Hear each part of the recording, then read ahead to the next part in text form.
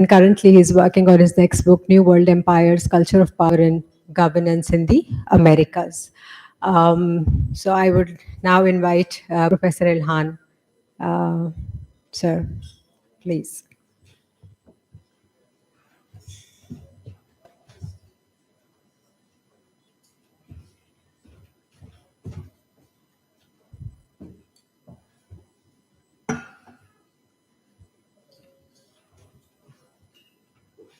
Sure. I think I should. Right.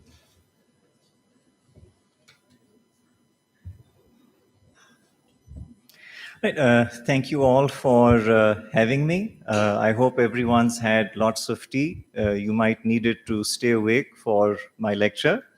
What I'll do is that I'll talk about the colonial origins of constitutional plutocracy in the United States for about half an hour, 35 minutes or so, maybe 40 minutes, and then we can have a question and answer session. This topic is actually based on a chapter in my book, the one that I'm writing these days, New World Empires. And I'm about halfway through this book, in that I've written the first part, which is about the colonial period in the history of the Americas, which covers the pre-Columbian period, and it also covers the Spanish, Portuguese, and British empires in the Americas. And of course, within the British empires in the Americas, the 13 colonies that go on to become the United States are a particularly interesting field of study, not simply because of how they evolved in many ways differently from other parts of the British Empire, but also in terms of the consequences that their independence had for the rest of the world in terms of the emergence of the United States as a great power in the 20th century. So, in this context, what I'm particularly interested in is thinking about how the United States' governance structure evolved. And in order to get into that, as a historian, one has to look at the period prior to American independence. So the periods that will deal with the independent United States and with other independent countries in Central and South America, that's the second half of the book. In the first half of the book, as I indicated, I'm basically looking at the colonial period.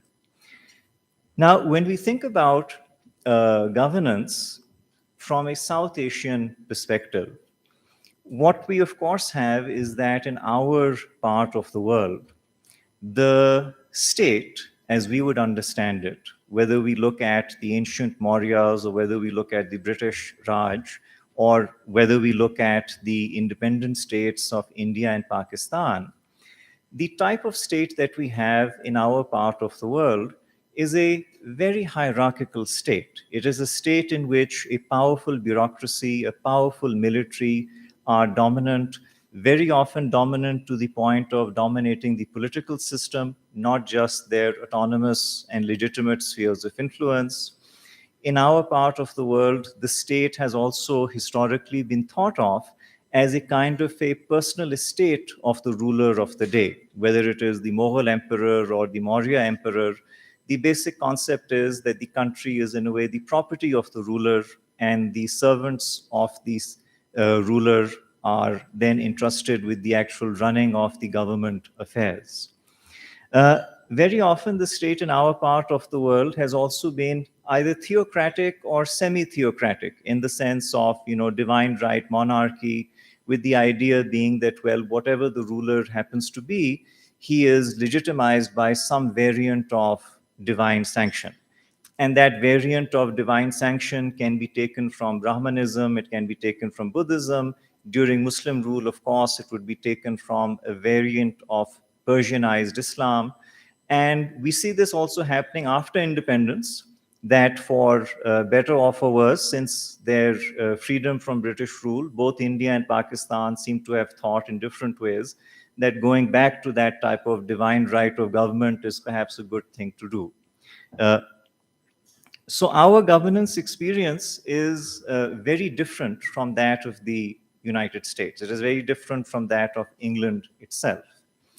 And one of the most important differences that when we think of the various colonies that eventually become the United States of America, they are all examples of settler colonialism, as opposed to the British Empire in India, which is a dominion of conquest where you do not have large scale British settlement. And what that settler colonialism entails in the context of the 13 colonies is a large scale transplantation of English settlers. And along with those English settlers and other European settlers, their various governmental, proprietorial, and other practices to a new world, or what they thought was a new world. Of course, it was not a new world for the people who happened to be living there already. Now, in the colonial British North America, the way in which the colonies emerged is essentially an example of a mix of government initiative and private enterprise. So, in many cases, the home authorities, the authorities in London, would issue a charter. That charter would be taken up by some big investors. Those big investors would pour resources into going out there. And the idea was conceived that this territory that we are going into is a kind of blank slate, because the people that are living in this territory do not appear to have any concept of private ownership. So one of the things that I found looking at, the old charters and looking at the justifications given in older American historiography, there is a very clear expression that, well, the indigenous inhabitants of this part of the world, because they did not have a concept of private ownership, we are essentially free to take whatever we want from them. So there is a very interesting dynamic at play that when the colonial settlements start to take place in what will later become the United States, the English settlers are not interested in conquering the indigenous population and turning them into subjects. They are basically interested in either expelling them or otherwise simply exterminating them, and then filling in the territory as they go forward. Now, this process is something which I find to be very interesting because it is an example of democratic violence in which a group of people collectively get together and decide to violently dispossess another group of people. So when we study the history of South Asia, there are, of course, lots of, wars and upheavals and lots of, annexations and that kind of stuff. It's a very sordid history, our own, nothing to, be proud of for the most part. But in our part of the world, the process of annexation, the process of expelling people, the process of conquest was typically taken up by powerful military commanders at the head of various military forces, pouring into the subcontinent, conquering territories, and then using their coercive might to redistribute resources, territory, title, and other such things.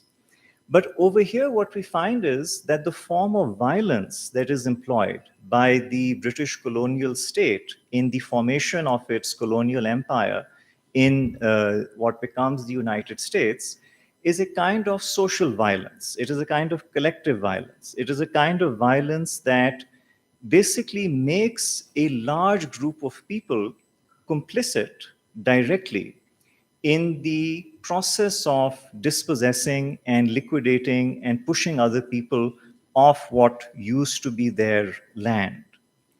So, this is something which I found very different about the origins of the United States, in that in other parts of the world, you have, bureaucracies and armies and priesthoods that sort of act as the foot soldiers and the commanders of a coercive enterprise.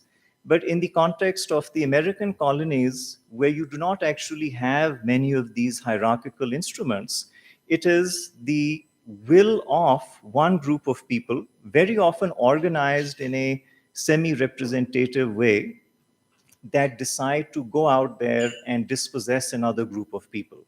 And they are all collectively involved in that exercise. Now, this democratic form of violence, or this sort of collective violence, is something which lies at the root of, in my view, the birth of the United States as a country. That is to say, the United States is a colonial project of the British that was instrumented through this kind of popular social violence. And after the United States becomes independent, though I deal with the independent United States in the next part of my book, you see a continuation of that in the form of the westward expansion of the United States into the territories that belong to various other indigenous peoples, or in some cases, other European powers. So that pursuit of manifest destiny is again not like the typical militarized conquests of South Asian history or West Asian history. It is basically a sort of crumbling of the frontier through mass movement of people, and those people move in and they take over the territory belonging to other people, kill them, enslave them, do whatever, and then they move on to the next target and to the next target and to the next target until finally the manifest destiny is achieved. So, this is again something which I found very interesting, that the American institutional complexes developed during the colonial period allow for that kind of outward projection of large scale social violence in order to expand the territorial frontiers of first the colonies and then, of course, the independent United States. Now, the other thing which I found very interesting was that a lot of the need for this expansion originated in the highly unequal internal structure of how these colonies were often created. So, in some of these colonies, including relatively enlightened colonies like Pennsylvania, you have a family of proprietors that are given millions upon millions of acres of empty land to take over and then sell and redistribute amongst people.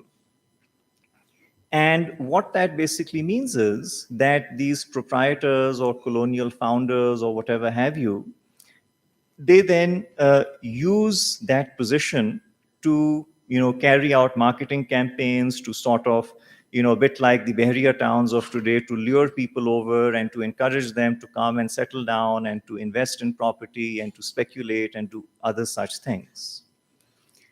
So, in the American context, one of the things which I found very interesting is that the concept of the right to freedom was very closely associated with the ownership of property, which is to say that in the American colonies, it wasn't so much people who had rights, but property that had rights. And the more property you had, correspondingly, the more rights you were entitled to. Now, unlike Europe, which was relatively crowded, which had a decaying feudal order, the great lure of coming over to the American colonies, whether you were an Englishman or a Dutchman or a German or whatever, was that you had a far greater chance of becoming a proprietor. Because the messaging was that come over here, the land is empty. But of course, the land was not empty. So even in Pennsylvania, for example, when the colonial project begins there in the 1680s, there are something like 200,000 indigenous people in what is Pennsylvania. And about 60 years later, there are practically zero left. Although William Penn is regarded as, the one of the most humane and enlightened of the colonial magnates. So this is something which is at the heart of the American bargain. That what America promises is, or promised, you might think of it as the colonial version of the American dream. That if you come to America, you have a big chance of getting property. The property, of course, will be taken from other people who happen to be living there already. That's tough luck for them. But you can have it. And if you have enough of that property, then you can be entitled to various constitutional and other privileges. You can have the right to vote. You can have the right to maybe even stand for the local government. If you are extraordinarily successful at, getting more property in your hands than other people, you might even become some sort of a representative of those people. But this is all contingent upon that sort of property being first expropriated and then transferred from one group of people who are there to another group of people who are coming in. And the transfer of that property is then what gives the people that are receiving that property the rights that they enjoy under the various constitutional structures that the colonies create. So, what I found very interesting was that right from the colonial American period, the way in which constitutional uh, uh, colonialism worked was that it established a zone of inclusion. That is to say, there is a group of people who possess certain characteristics that entitle them to be given property. And of course, those characteristics at that time were that they would have to be white and men and preferably Christian Protestant, though in some cases Catholics, like in Maryland, they could also make it good over there. Everybody else would therefore be placed outside that zone. And of course, indigenous people or enslaved Africans would, of course, be very, very much at the receiving end of this process. Now, alongside this, many of the more intelligent colonies, such as Pennsylvania itself, realized that a good way to consolidate their respective regimes was to offer a kind of formal equality to everyone who owned a bit of property and happened to be a white male. So, in that sense, what we can see is that there was a sort of colonial identification that a solid citizen, that is a loyal citizen, a citizen who is potentially reliable and worthy of trust by the colonial authorities, is a citizen who possesses these qualities of being white, of being Christian, and of being a property owner. That in a way, you can think of it this way, that being a white property owning male is the default setting for being an American. And everybody else can sort of be added onto that with some sort of a suffix or a prefix that, as later on, we can also consider them to be Americans. But that is fundamentally the uh, default setting, as it were. Now, when it came to the colonial governments itself, this is also something which at least I found very interesting, was that when we think of, let's say, the British Empire in India, although there are three presidencies to begin with, Bombay, Madras, and Calcutta, uh, after the advent of Warren Hastings as the Governor General, the entire British Indian Empire is considered to be a single colony, even though it is such a vast and disaggregated empire. But in the context of the 13 colonies, though they are not nearly as large or as heavily populated as British conquests in South Asia or other parts of the world, uh, they are nonetheless treated individually. So each of the colonies has its own internal setup, its own special privileges, It deals in some cases directly with the mother country. It has, in some cases, its own representatives, even in England, to sort of do their business with the home authorities. And each of these colonies is, in a way, autonomous. That is to say, it is responsible for its internal functioning. And that internal functioning includes the raising of such taxes as it needs to pay for itself. So even the colonial governors that are sent out by England, they are paid for out of the colonial budgets, not out of the imperial budget, which actually gives colonial parliaments or colonial assemblies quite a bit of nuisance value relative to the colonial executive. And the more settlers come in and the more the colonies expand, the greater the sense of being independent or autonomous of the imperial center becomes. So, what we see again is that there is a growth of that autonomy in terms of the settler colonies long before they formally become independent. And that growth of autonomy, of course, is based upon their ability to expand, their ability to move people, their ability to attract people, and gain greater and greater demographic and territorial depth. Now, within this structure, the colonial American state was again not like the state which, let's say, we would be familiar with in our part of the world. Practically, the only organized part of the government was that part of the government which dealt with land surveying and handing over property to incoming settlers.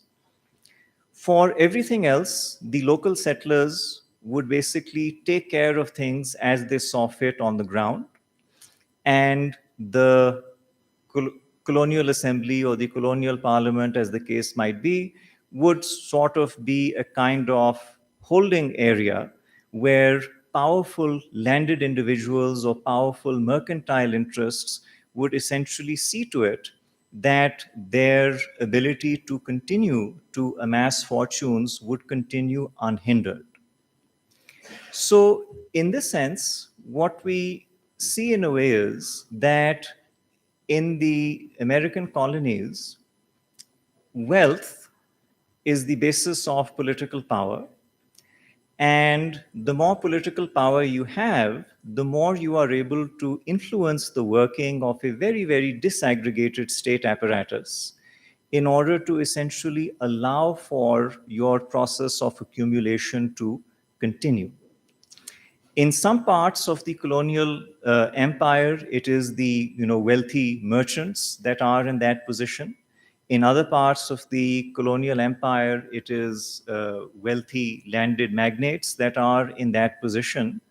But fundamentally, what we have is a situation where wealthy Americans, whether they are merchants or whether they are colonial magnates, do not want to see a strengthening of the colonial state.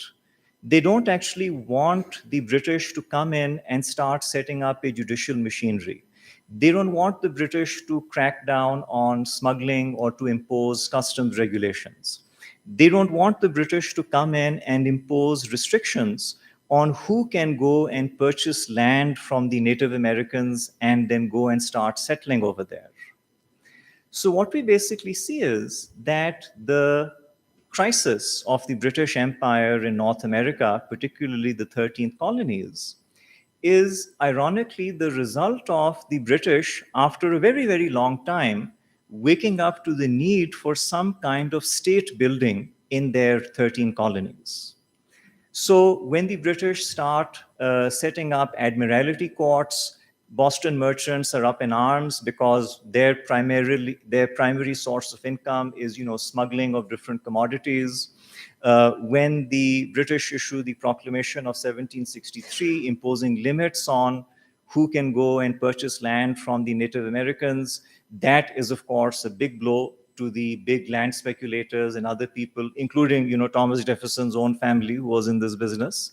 So there is this problem in a sense that what I at least generally find is that uh, the American rebellion against the British is not so much a crisis of the colonial state. It is essentially a crisis rooted in the attempt to create a centrally controlled colonial state. So it is a revolution against imperial state building. It is a revolution against the very belated attempts of the British political class to try and impose some type of discipline, some type of regulation on these 13 colonies. And having been in a way habituated to not having any discipline imposed on them, a little bit like, spoiled kids, the American colonies react very, very sharply to those restrictions, ultimately deciding that they would be better off as an independent country rather than continuing as a British territory.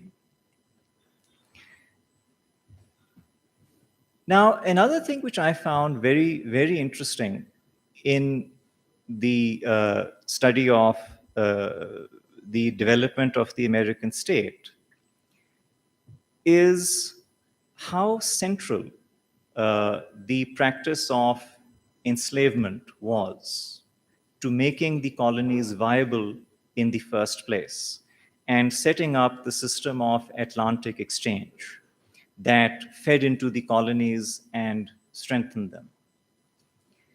And of course, this enslavement was something which primarily targeted people from Africa who would then be transported to the American colonies of different empires. And this is something which has been very, very well documented. But again, what I found interesting was the way in which uh, even renowned liberal philosophers like John Locke had no problem in terms of proclaiming the rational equality of the human race on one hand, and also being full-time investors in slave trading companies and earning a very neat profit of those investments. So there was a very clear understanding, notwithstanding certain hand wringing that might have taken place, that without enslavement, the American colonies basically could not have been built. Certainly not the way that they were. In fact, Thomas Piketty estimates that on the eve of the American Civil War, the total value of enslaved Americans was essentially equal to about 100% of the US GNP. So that stock of assets, quote unquote, as they would have been thought of, was a huge store of value for the colonies, without which they would not have been viable. And what I also found interesting was looking at older histories and other such things, at how uh, you know people from South Carolina or other slave-owning American colonies basically argued that actually enslavement was good for the Africans, and they didn't have a problem with that, because they felt that when you enslave Africans, number one, you're converting them to Christianity, so you're saving their soul, which is a great benefit to them, if not in this life, then certainly in the next, from their perspective.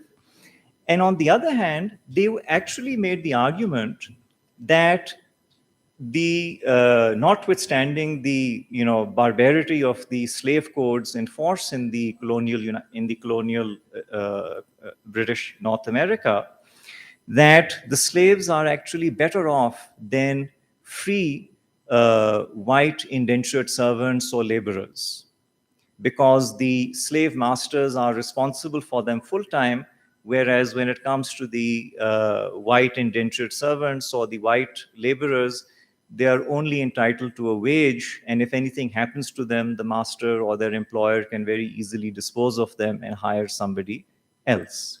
So I found this again very, very interesting, because so much of the wealth that ended up in the hands of colonial American elites, both in the north of the colonies, which basically participated in the trading of slaves, and in the south of the colonies, which of course actually employed the slaves, was built into this enormous extraction of resources.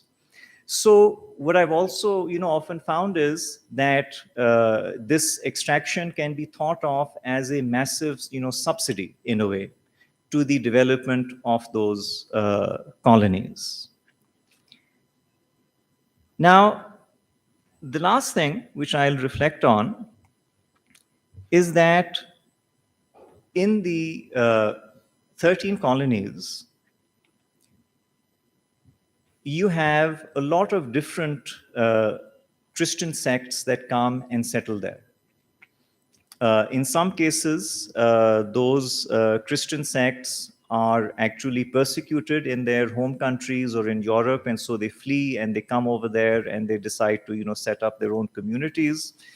In other cases, they may not necessarily be persecuted, but they simply come there, and once there, they have a greater amount of freedom to worship and live as they choose. And what this also, I feel, basically does is that when we think of the evolution of a collective American sense of identity during the colonial period, the sense that they are collectively engaging in a Christianizing mission of a wilderness, that is a theme that comes up again and again in their discourse, in their way of thinking.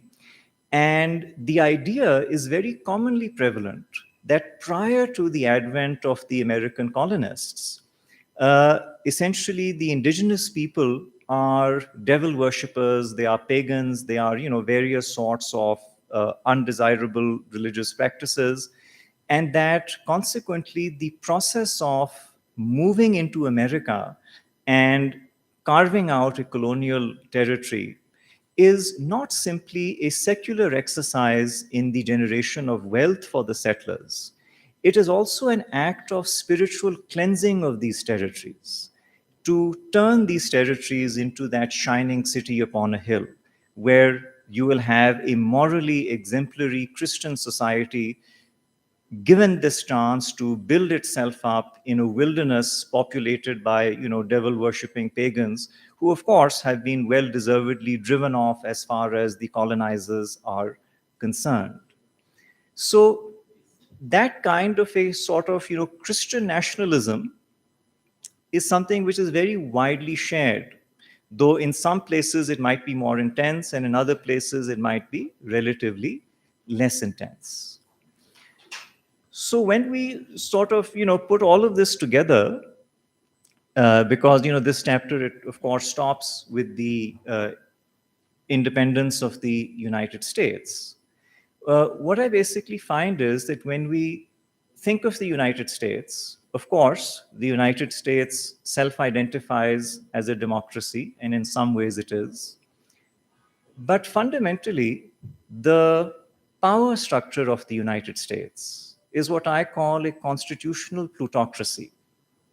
That is to say, the American system of government, the American social system, and the American economic system are fundamentally designed in order to legitimize and in order to, in a way, entrench the ability of property owners to continue to amass property.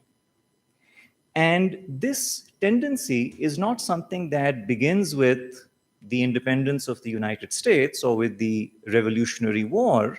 It is something that is baked into the DNA, if you will, of the United States by its colonial experience. And many of the debates that even today Americans have are actually rooted in trying to engage with or try to overcome aspects of that colonial experience. So, in that way, America is like India or Pakistan, in that you have a very destructive, a very fragmentary sort of colonial experience. And much of what happens after independence, whether we are aware of it or not, is conditioned by that experience of colonial rule, of the various processes and structures that are set up during that rule, and which in turn create very important path dependencies that are not really altered when there is a formal change of regime from British colony to an independent state, later on a federal republic.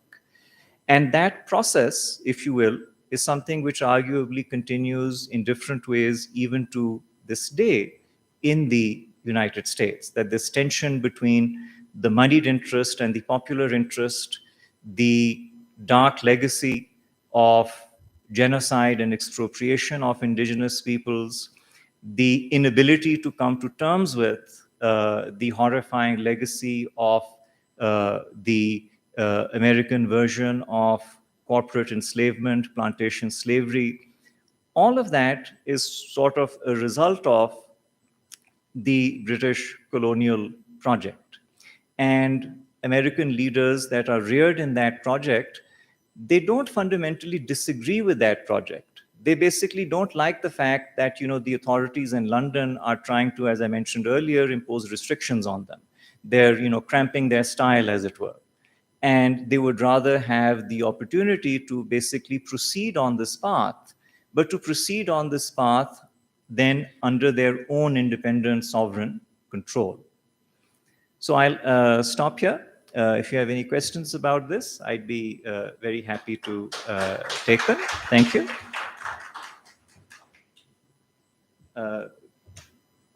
Is someone conducting it? या मैं ही कर लूं? जी, जी.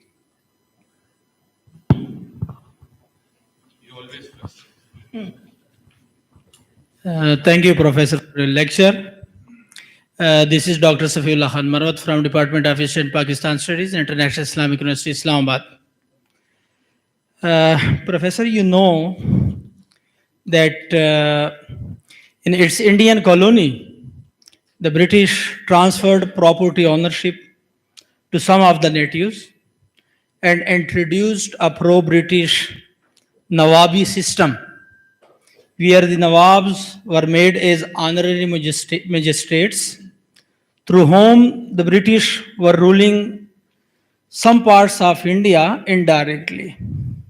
Do we have any such like example of British indirect rule in America during British colonial era? Thank you. Just one point of clarification. The British colonial land settlements and the co-option of various local notables and other such things was a practice that they carried over from the Mughal Empire. So what the British found was that over here there is already a setup, if you will, for a central authority deciding to bestow various favors and various benefits upon a group of people. And in exchange for their collaboration or their support, the imperial authority can then guarantee in a way that they will continue to receive those benefits or those favors. What I find in the context of the English colonies in the what becomes the United States is that this question really does not arise because the indigenous people upon whom you would think various titles or other such things could be bestowed are fairly quickly pushed away or exterminated. And the local magnates that are coming in some cases, of course, they are related to existing British aristocratic houses. Typically, they would be the younger sons of British aristocratic houses moving into the colonies.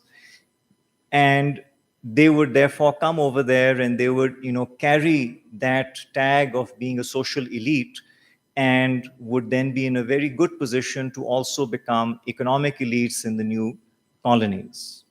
So the British definitely did have some idea that, these people that are coming here, that is to say elite migrants, they deserve a special kind of consideration.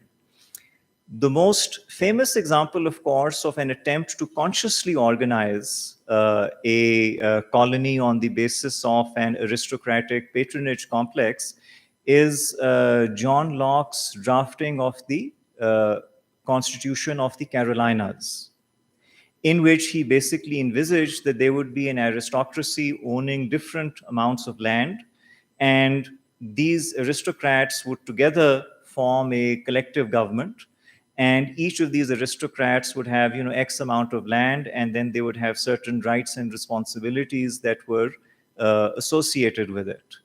That did have some influence on the development of that particular colony, but it was such a elaborate, if you will, setup that Locke had come up with, that it largely remained unworkable. So essentially, the colony evolved in a somewhat different way. Definitely, if you look at, let's say, land ownership in the colonies, it was very heavily concentrated in the hands of the original holders of various charters, because the crown would basically give these people the right to settle that land, and then they would then, of course, keep a lot of the land for themselves and then slowly settle it by bringing in people from the outside.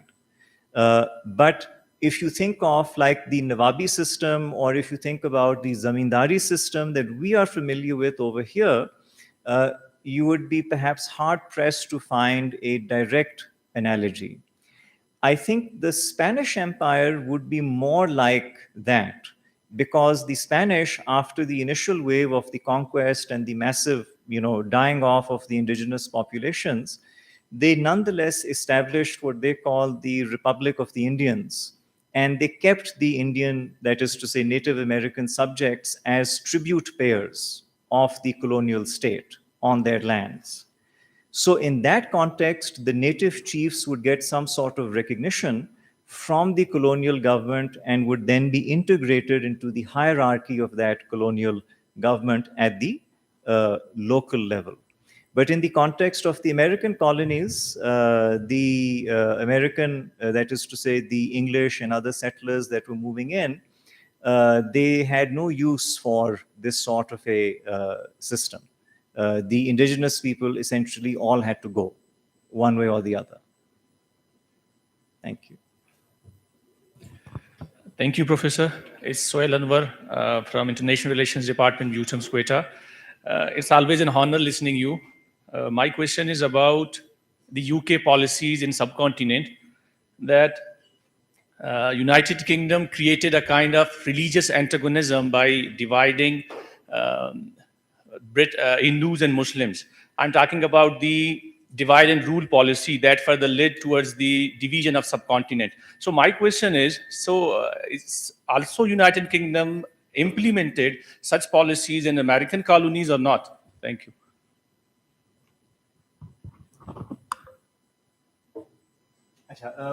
Well, again, I mean, the first thing is that the first part of your assertion is actually quite questionable, that in terms of whether the communal antagonism in our part of the world is something that just dropped out of the sky in 1935, or was it already there before then. As far as the British divide and rule policy in South Asia is concerned, this is, of course, a very popular hypothesis that is often used to discredit the Pakistan movement. Aisha Jalal's hypothesis is based upon this, the counter for bargaining hypothesis. But what is interesting is that if you look at the British official documentation from that time, they are all opposed to the creation of a separate Muslim state. They are trying to talk Jinnah out of it. So, if there was this division, it was a division that had evolved as a result of the breakdown of the Lucknow Pact between the Muslim League and the Congress. And the repudiation of the Lucknow Pact was not something that the Muslim League initiated. It was initiated by the Indian National Congress, referenced the 1928 Motilal Nehru report, in which they repudiate the Lucknow Pact and basically declare that there is no problem of minorities in India, and that if there is to be any sort of settlement, it will take place after independence, not prior to the independence. So that is something which I'll have to take a bit of issue with you on. As far as the United Kingdom's policy towards the colonies are concerned, the colonies, as I indicated, evolved distinctly from each other. They were settled separately. They had very different forms of government as well from each other. Some were more aristocratic, some were more democratic, some were more corporate controlled. The British made no attempt, I think, to consciously play one colony off the other until very late in the day. That is to say, basically after, let's say, 1764 or so, you do see then the British taking a greater interest in their colonies and trying to get some support from loyalists and other people. There's a very good book about this by Maya Jasanoff called Liberty's Exiles, which is a story of what happened to those Americans who supported the British during the 1760s and 1770s. So, but that was not necessarily a divide and rule policy in the sense that the British were trying to divide the colonies, because the colonies were already divided. The other thing, of course, is that even if there was a policy, it didn't seem to work, because as a result of the British attempt at enforcing greater discipline, the colonial elites in different parts of British North America, they actually started coming together. So the British attempts to increase their colonial footprint, their administrative footprint, their policy footprint in the 13 colonies had the opposite effect of what perhaps would have suited the British, because that actually gave the 13 colonies a kind of a common enemy against which their elites could band together. So it didn't work, even if the policy was there.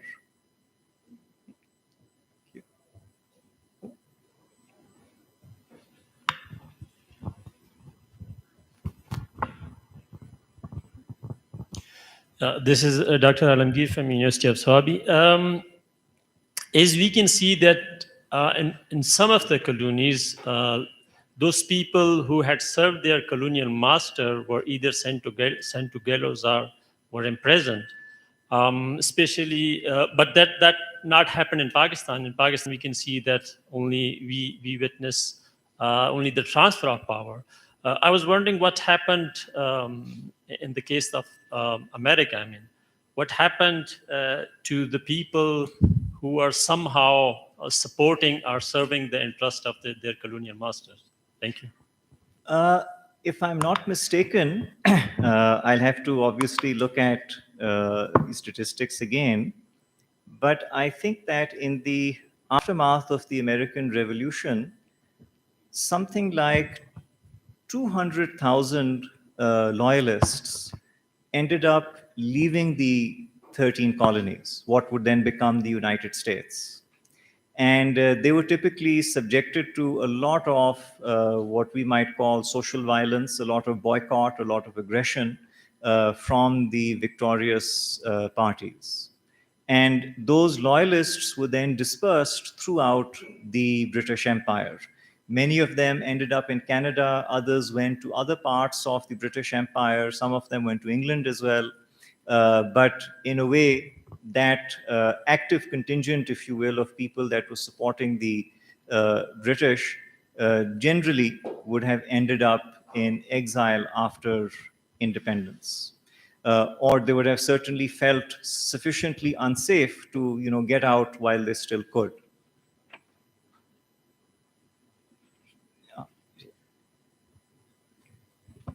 So my question is that there is a deep enriched plutocracy in America, and how far this plutocracy is detrimental to the sentiments and principles of democracy, and uh, what impact it will be having in future, and is it because the democracy is that we are the people, the common people, the lower class, middle class, they should be having a say in the formation of a government, and if the plutocracy it is having deep impact on the formation of government, then is it the true principles of democracy it exists in America? Uh, when it comes to the American Revolution and the framing of the Constitution, uh, I don't think that the founders of the American Republic envisaged the United States as a democracy in the way we would understand it today. Uh, they were afraid of the rule of the mob. They were afraid of the unwashed masses, if you will, taking over and redistributing resources, and consequently, they felt that only solid citizens, that is, citizens who possess certain attributes, which I indicated earlier, that is to say, white male property owners, ought to be entrusted with the responsibility of voting, having political rights, having a political voice, and of course, being the pool from which the government would draw its administrators and its legislators. So, in that sense, the American Republic was very much conceived as a kind of a bulwark against democratic sentiment, as a kind of way in which powerful, wealthy elites who had rebelled against the British and established an independent country could preserve their dominance without the need for the establishment of a monarchy or an imperial dynastic system on the classical pattern. Of course, the problem was that there was still a large number of other people who had to be somehow accommodated. So what we see is that in the post-colonial American politics, there are social movements, there are reformers, there are demands that the zone of inclusion be increased. And over a period of time, the formal zone of inclusion has in fact been increased. So there is absolutely no denying the fact that today the majority of American adults do in fact enjoy democratic rights and civil liberties and are participants in what can legitimately be called a democracy. So I would not basically argue that the United States is not a democracy. I would basically argue that the United States, of course, has a democratic political system. But the power structure of the United States, the way in which the old institutions, the old social hierarchies, the old processes of government are constructed, those represent a constitutional plutocracy. That you have these very powerful, moneyed, landed elites agreeing that, okay, these will be the rules of the game. We'll play the game by these rules. And yes, over a period of time, formal inclusion has been extended to a large number of people whom the founders would never have considered worthy of possessing political or other rights. But conversely, of course, you also have a large number of people who insist that the original founder's vision ought to be implemented. That basically the United States has, in a way, given too much concession to alternative identities, to alternative narratives, and has weakened the essence of what it is to be an American. So that is also something, and let's say if you look at the Republican Party these days, it is enthralled to many of these ideas. So this is a sort of tension in the American polity. This tension originates during the colonial period. It is a tension which attempts have been made to resolve, and undeniable progress has also been made, but a lot of that progress is, of a kind that would maybe capture public attention without necessarily affecting how power itself is being exercised in the United States. So I am actually less interested in the form of government, and I am actually more interested in how that government actually behaves. So yes, there is a strong element of democratic representation in the United States, but that element of democratic representation does not actually decide how policies are made, who makes those policies. That remains very much hardwired as a kind of a constitutional plutocratic setup, which is in accordance with the design of the founders of the American Republic. So when people say that, the United States has failed to live up to its ideals, I often find that perplexing, because the American ideals are, as envisaged by their founders, that African American slaves should be counted as 3/5 of a person for the purpose of the electoral process, but not given any other rights. Women should not have the right to vote, and that basically only white property owning males should have the right to participate in politics and also then have a say in how the government is run. So those are the ideals of the American founders. So if the Americans have progressed, it is not because of their founders' ideals, it is in spite of them. And that is something which, again, I find interesting, that it has actually been people outside of that charmed circle of the American power elite, people like Martin Luther King, for example, that have actually galvanized social movements and processes and forced those, people in the hardened bunkers to make piecemeal concessions to the democratic sentiment. But as we see, those concessions can always be reversed. So there is a continuous struggle as far as the American system is concerned. Thank you, Professor, for your productive and constructive lecture. Sir, in 1776, 13 colonies of British in America rebelled against British. They formed Confederation, got independence. They got independence from British and formed Confederation. But after some years, after a few years, the Confederation system was failed in America, and they formed federal system in America. Their first constitution came into existence in 1779. The question is that why the confederation system was failed in America? Do you think confederation system is workable in this modern era, wherein center and units have disagreement over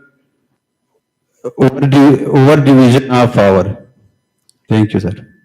Uh, I would basically argue that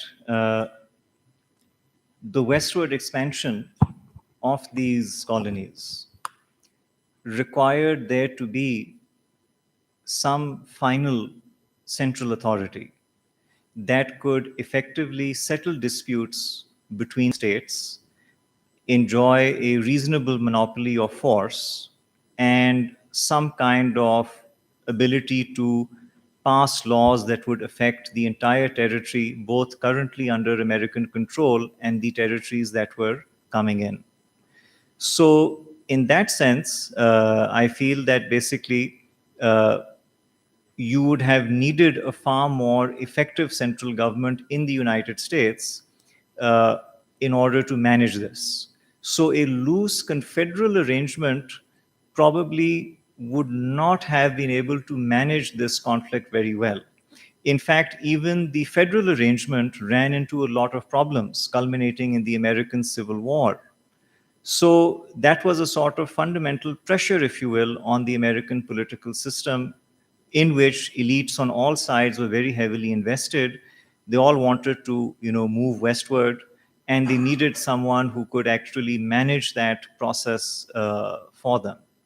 But of course, when you think about it in another way, given how independent the 13 colonies were of each other during the colonial period, that is to say, they were governed separately as colonies, uh, it is an entirely plausible scenario that if the Articles of Confederation had stabilized and enough of the states had decided that, okay, let's stick with these Articles of Confederation, then maybe today the United States would look somewhat like the map of Europe, in which you would have a large number of, relatively small or medium-sized states existing side by side, or some kind of Republican version of the Holy Roman Empire might have emerged, where you have like these very, very loose political affiliations amongst these states. But fundamentally, the problem was that how do we decide what to do with the territories we are expanding into? And you needed some kind of central authority for it. Mind you, that central authority, of course, came into existence by the concurrence of the states themselves. So the American federal constitution comes into force as a result of the states deciding that the confederal arrangement does not work. And as far as federations go, the American Federation is not a particularly strong federation in terms of the powers of the central government.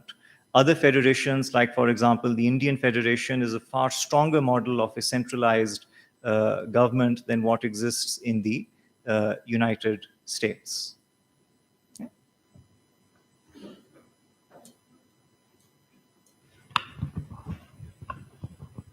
Thank you very much, sir, for enlightening us about the structure analysis of North American governance and with a special reference to South Asian framework.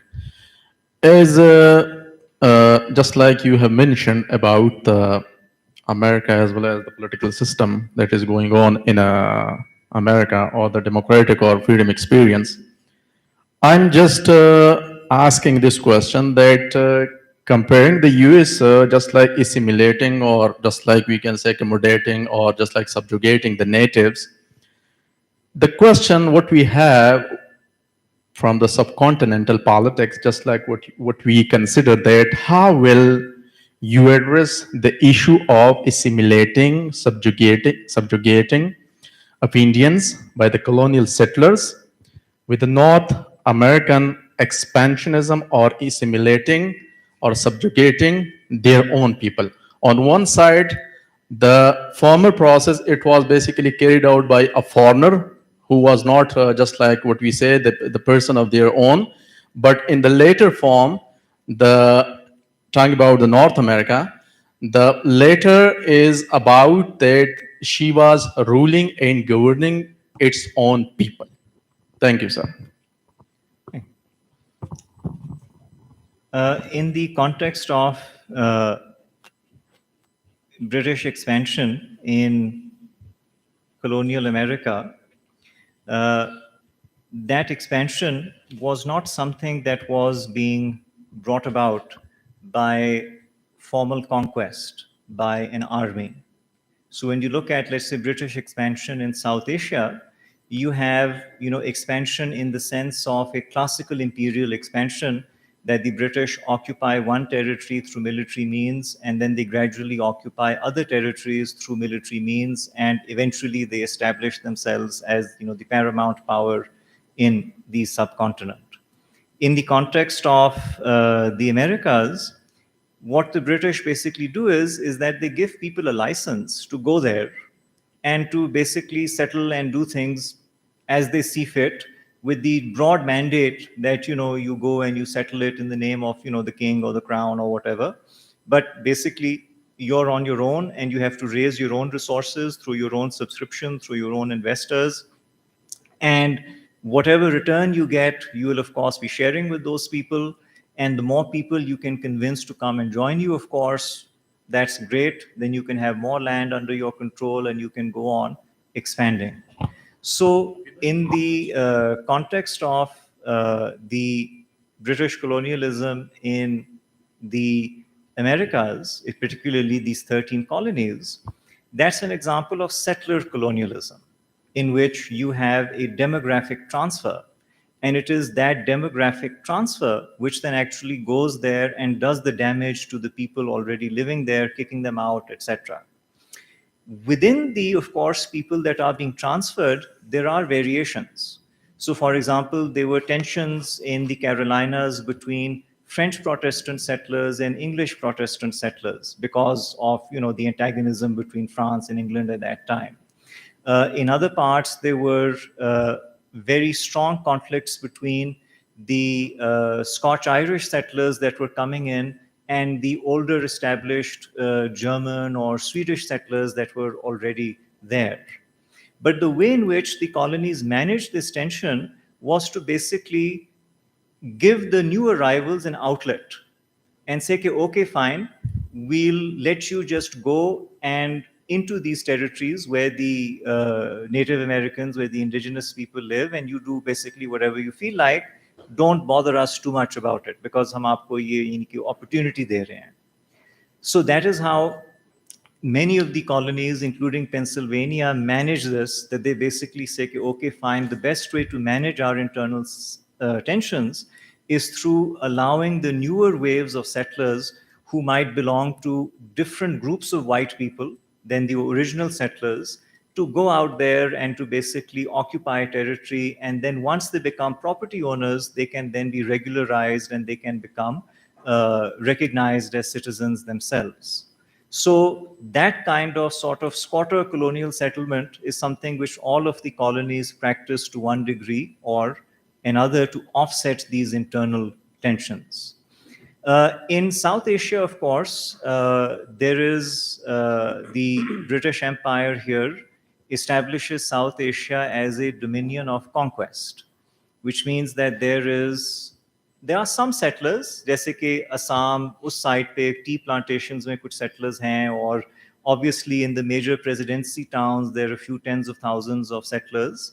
But basically in the hinterland there is no European settlement. And this is something which the company itself discourages. It does not want large groups of people coming in from England and settling over here and taking over land. They feel that they'll create more trouble than they are worth. The other thing, of course, is that the population here is too large and also at a sufficiently advanced technological level to be that easily displaced by incoming settlers. So it is far more rational to conquer a territory and then enter into agreements with the local people than it is to displace those local people and bring in people from the outside.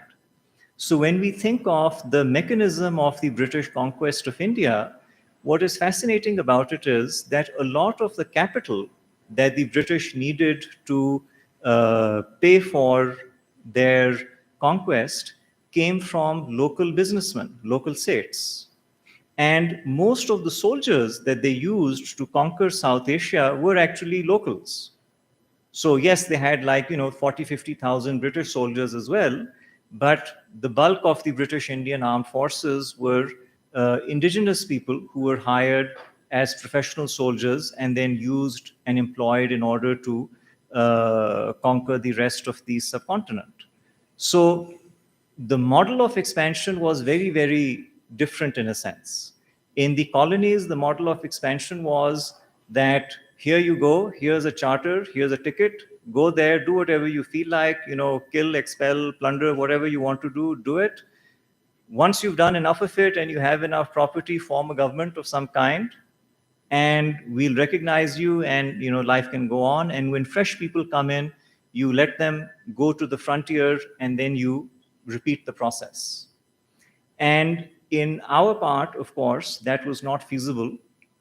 And the mechanism of conquest was very, very different in a sense, that the British basically conquered the Indian subcontinent in a militarized, bureaucratic manner, supported by large numbers of Indians who felt that their interests were better served by collaborating with the British.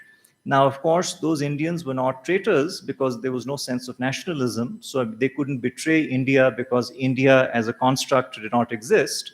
But nonetheless, the British were able to essentially use the indigenous demography and resources to then conquer the rest of the Indian subcontinent. So in that sense, the British expansion in South Asia is a lot more like the Mughal expansion in South Asia than it is like the English expansion in the colonial North America. Thank you. Okay, sir. Thank you very much for a very interesting lecture, and the number of questions it actually generated indicates how beautifully you actually narrated uh, this topic. My question is, I guess historians among all the social sciences are best suited to investigate the past and to have a commentary on the present and also to predict future. I was really wondering, and your introduction, you alluded to this fact that Pakistan, and this is the case with almost all the third world post-colonial states, I guess, but in our case, the structure of the state has been dominated by this, what they call the military bureaucratic oligarchy. And I'm really interested in this fact that why not this is the case with India. I mean, India was, things were not happening there in isolation. And secondly, as compared to United States of America, if there is this plutocracy, as your title indicates, which is I mean, it indicates it's a negative thing. What are the implications for the United States of America then, if this is a system? Because the U.S. is now and has been a superpower. If it is not this true democracy, what are the reasons? And my second question is a very innocent type of question. If we are to locate the blame for what they call the manifest destiny and the westward expansion by the settlers, I mean, where will we locate the blame? Is it lies with Great Britain or with the United States of America? Thank you, sir. Yeah. The divergence between India and Pakistan in terms of how their institutional structures form after independence is, of course, a very interesting one. Partly because the two countries have a shared colonial legacy. They also have a shared pre-colonial legacy in the form of the Mughal Empire. And a lot of the administrative structures, a lot of the political culture, if you will, of the two societies is very similar, compared to each other. I would basically argue that in the Indian context, the fact that the transition from colonial rule to independence was able to take place with relatively less disruption of the instruments of government allowed for the Indian Constituent Assembly to rapidly focus on the task of framing a constitution for the country. Whereas in Pakistan, the very fragmented and chaotic nature of the transfer of power, the proportionately greater upheaval that Pakistan suffered as a result of independence and as a result of partition, and the inferior quantity and quality of colonial, institutional, and fiscal and other resources that Pakistan got, that created a situation where our first leaders put their focus primarily on trying to preserve the existence of the state and then worry about questions of democracy or representation at a much later date. So in that sense, when India becomes independent, India's survival is not really in question. When Pakistan comes into existence, a lot of its territories still need to be amalgamated. It faces war with India over Kashmir. There is a massive transfer of population especially on the West Pakistan side of the equation. And dealing with all these issues effectively consume the energies of the government. And they are also forced to make certain decisions that destabilize the colonial era settlement. One of the most consequential decisions that our first government makes is the decision regarding the rapid nationalization of the Pakistani armed forces. Liaquat Ali Khan is not only our first prime minister, he was also the chair of the defense committee of the cabinet. And the policy decision was made by this committee in 1948-49 that they would effectively nationalize the entire Pakistani officer corps of the army by January 1951. This meant that a lot of officers were going to get rapidly promoted, and the normal process for promotion and transfer and training would not be able to hold. So the result of this was that there were about 2,000 vacancies to fill. So we had about 2,000 military officers. We needed 4,000. There was a gap of 2,000. And essentially, the prime minister decided who became what. He made arbitrary political decisions based upon the exigent circumstances that he was faced. And this created a situation where the British Indian policy of insulating the armed forces from direct political control, direct political interference in its running, broke down in Pakistan. Once that had happened, of course, you could not turn the clock back. So when you look at the first attempted coup in our history, the so-called Rawalpindi conspiracy, one of the major things that the coup plotters had in their mind was this feeling that the process of nationalization of the armed forces had been carried out arbitrarily by the prime minister, and he had basically appointed politically loyal people rather than militarily competent officers to key positions. So that break was perhaps inevitable given the circumstances that Pakistan faced. Once that break had happened, of course, it would have taken an enormously high quality political leadership to reverse it. Because what we basically find is that, if you have civilian supremacy, like in the case of India, they inherited from the British and it continues.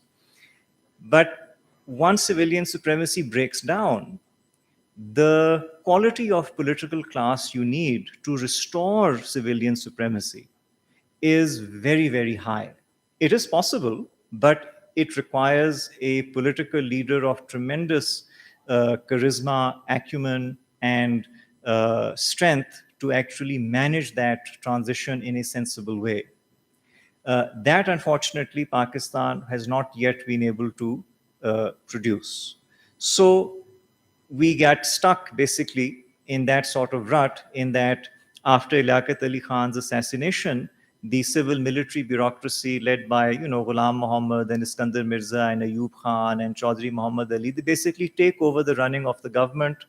By April 1953, the first hybrid regime in our history has come into existence after the ouster of Khwaja Nazimuddin, and the rest, as they say, is history. And we are still in that rut. We've not really been able to come out of that institutional disequilibrium since then. When it comes to the second question, if I'm not mistaken, you asked about if the United States is a plutocracy, then how has it become such a great power, if I'm not mistaken? Well, the first thing is that the justice or injustice of your internal institutions has little to do with your becoming a great power. So the Soviet Union was a great power, Nazi Germany was a great power, Imperial Japan was a great power, The Roman Republic was a very, very nasty, slave owning, plutocratic sort of republic, a bit like the United States.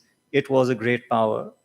So I think that one of the problems that we often face is that we seem to think that just because somebody is powerful, they must be doing something that is morally right.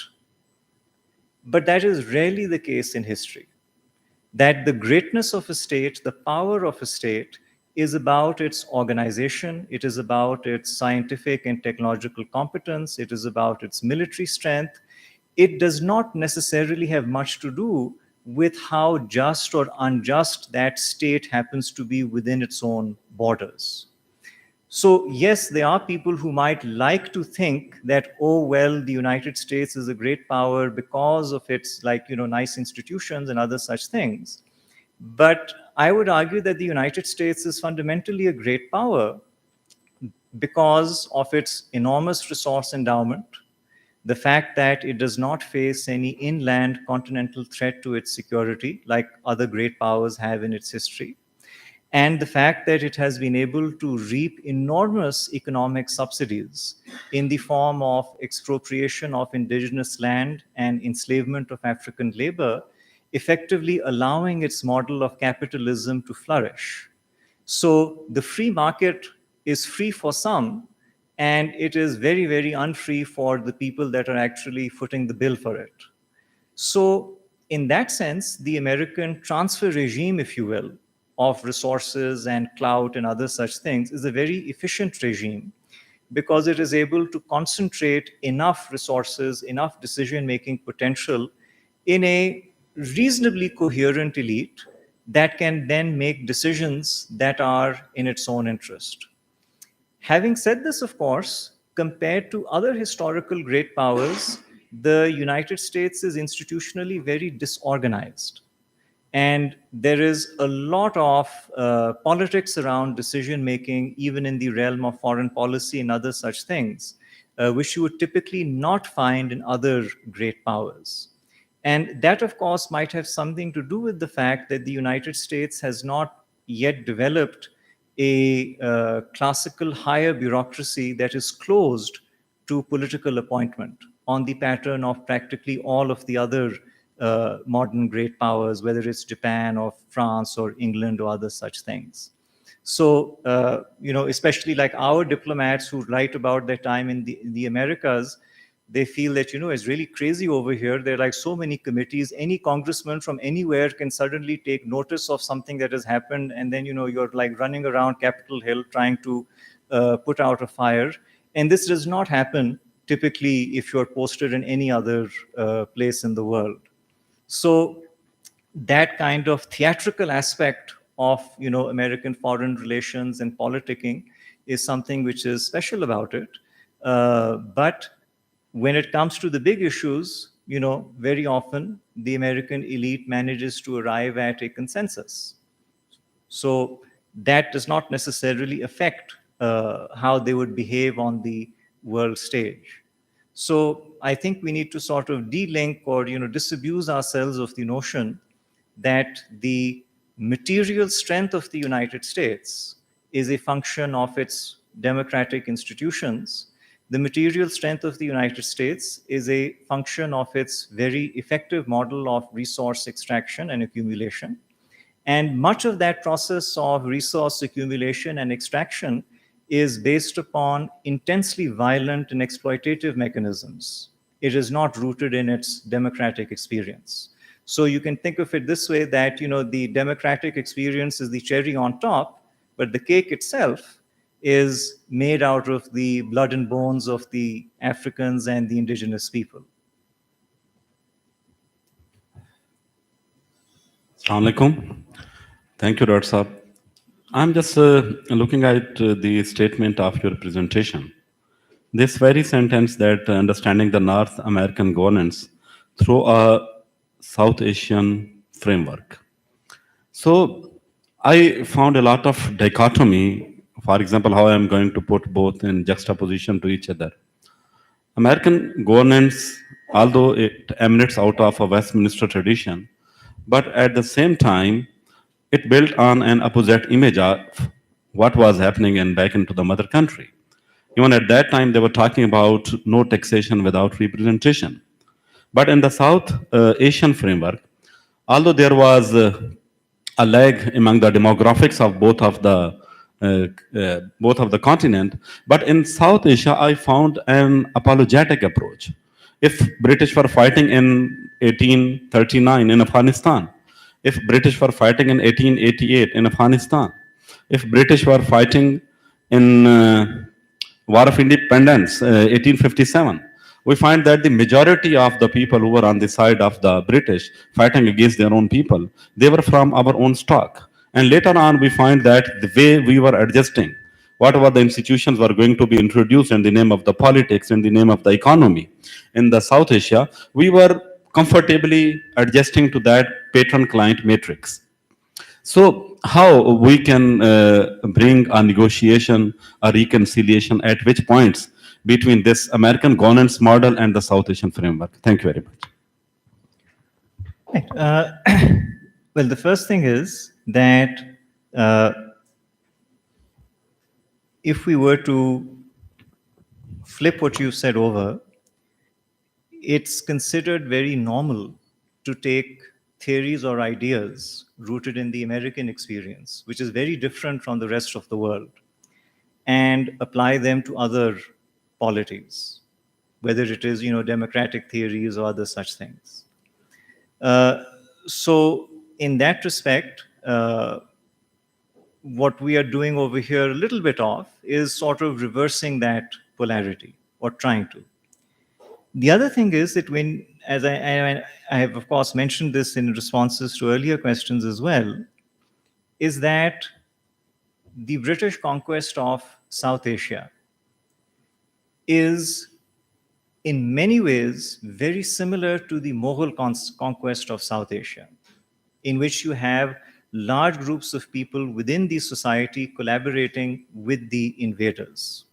So just to give you an example of this, a very famous example from Mughal history, you might recall that it was the Lodhi governor of the Punjab who basically encouraged Babur to march his armies through his territory and attack and then eventually, of course, defeat Ibrahim Lodi, the last of the Delhi sultans.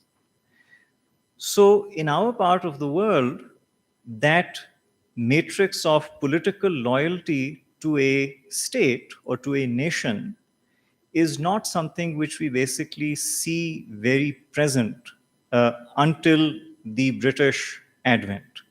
And our nationalism, rightly or wrongly, develops as a response to that experience of British colonial rule. In the context of the American colonies, over here, you have a direct settlement. So you have people from England moving there. And as they move there, they are carrying with them their thinking about politics and institutions and government and how we ought to be organized and other such things. And when they, of course, get there, they find a somewhat different environment, an environment in which more people can become property owners, more people can become wealthy, more people can then continue the process of migration and, that whole cycle. So there are very, very important differences in these two different parts of the world. And I think I've been highlighting those differences more than I've been highlighting those similarities. What is, of course, interesting is, just as an academic analysis, is that the way in which the Americans have constructed a remarkably hierarchical political order, but without the kind of overarching, centralized bureaucratic instruments that we are familiar with. That is something which I find very interesting. So when I look at the United States, or when I look at colonial North America, for me, the norm is what happens in our part of the world. And what is happening there is a kind of deviation from that norm. And understanding or learning about that deviation is something which I just find very interesting for its own sake. Thank you. Thank you so much. Thank you. Thank you.